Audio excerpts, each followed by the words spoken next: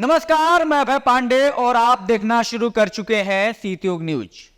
प्रधानमंत्री बनने के बाद से अब तक नरेंद्र मोदी ने अयोध्या के 18 दौरे किए हैं और आज 19वां दौरा किया। इस दौरे पर उन्होंने अयोध्या को कई सौगातें सौंपी, जिनमें पुनर्विकसित अयोध्या धाम रेलवे स्टेशन का उद्घाटन, महर्षि वाल्मीकि अंतर्राष्ट्रीय हवाई अड्डे की सौगात के साथ दिल्ली से अयोध्या के लिए एयर इंडिया एक्सप्रेस फ्लाइट का सीधा संचालन शामिल है। 22 फरवरी को पुनः उनकी यात्रा प्रस्तावित है, क्योंकि उस दिन बहुप्रतीक्षित राम मंदिर में मुख्य प्राण प्रतिष्ठा होना है।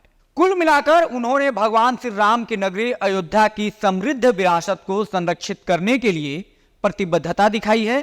अब सवाल यह उठता है कि 2024 के चुनाव में अयोध्या के राम उनके कितने काम आने वाले हैं।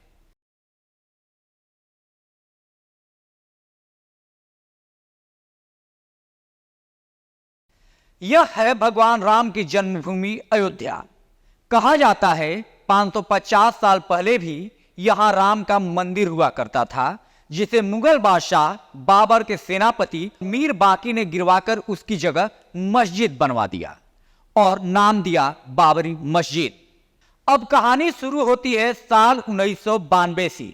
तारीख था 6 दिसंबर। तब यूपी में बीजेपी की सरकार थी और कल्याण सिंह मुख्यमंत्री। कहा जाता है कि कल्याण सिंह के सह पर आक्रामक हिंदू कारसेवकों ने बाबरी मस्जिद को विध्वंस कर दिया। इस आरोप में उसी शाम केंद्र सरकार ने कल्याण सिंह सरकार को बर्खास्त भी कर दिया। उन्हें 1 दिन की सांकेतिक जेल की सजा भी मिली, क्योंकि सुप्रीम कोर्ट के सामने बाबरी मस्जिद को सुरक्षित रखे जाने के अपने लिखित प्रतिबद्धता को वो पूरा नहीं कर पाए थे। खैर, इस घटना ने कल्याण की कुर्सी तो छीन ली, लेकिन भारतीय राजनीति को पूरी तरह से बदल दिया। भाजपा को बड़ा मुद्दा मिल गया।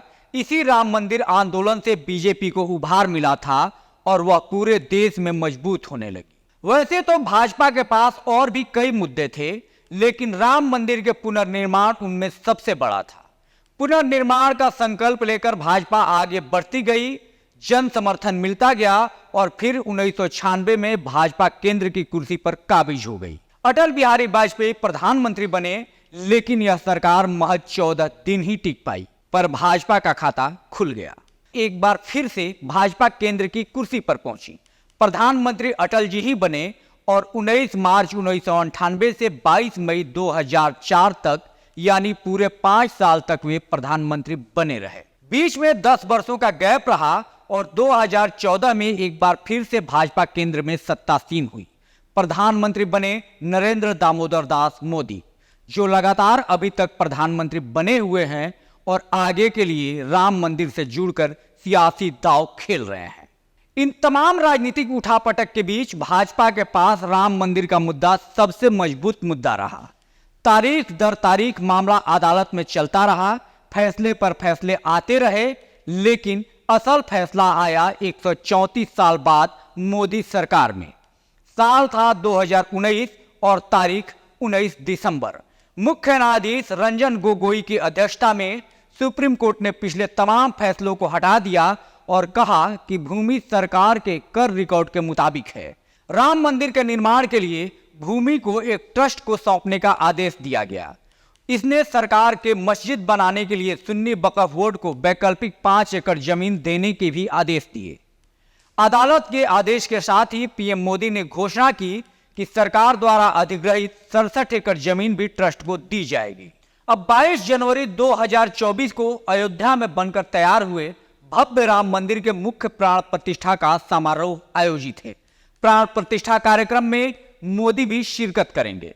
अब देखना यह है कि 2024 में होने वाले लोकसभा के चुनाव में राम मोदी के कितने काम आते हैं।